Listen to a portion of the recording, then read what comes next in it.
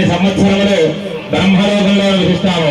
అలాగే వడ్ల గింజలని భూమి నుంచి చంద్రమండల పర్యంతం కూడా పలుచుకుంటూ వెళ్తే ఎన్ని గింజలు ఉంటాయో అన్ని సంవత్సరములు విష్ణులోకంలో నివసిస్తాము. అలాగే గంగా వారదాభి సప్తర్ష మండల పర్యంతం గంగా నది వద్దున ఇసుక రేణువులు ఉంటాయి. ఆ ఇసుక రేణువులు మన కంటికి కనబడినంత సూక్ష్మంగా ఉంటాయి అన్నమాట. ఆ సూక్ష్మమైనటువంటి ఇసుక రేణువులు తీసుకొని ఒక్కొక్కటి పలుచుకుంటూ సప్తర్ష మండల పర్యంతం వరకు అయితే ఎన్ని ఇసుక రేణువులు ఉంటాయో అన్ని సంవత్సరములు శివలోకంలో నివసిస్తాము. ఎవరు నివసిస్తారయ్యా అంటే ఈ కన్యాదానం ఎవరైతే చేస్తారో వారికి ముందున్నటువంటి పరితరాలు వారు, మీ నాన్నగారు, తాతగారు, ముత్తారు గారు, అలా మళ్ళీ పరితరాలు వారు, మరి తర్వాత పుట్టినటువంటి పరితరాలు వారు, కొడుకు, మనవడు, మునిమనవడు, అలా పరితరాలు మిమ్మల్ని కలుపుకొని మొత్తం 21 తరాల వారందరూ కూడా బ్రహ్మలోకంలో, విష్ణులోకంలో, శివలోకంలో నివసిస్తారు.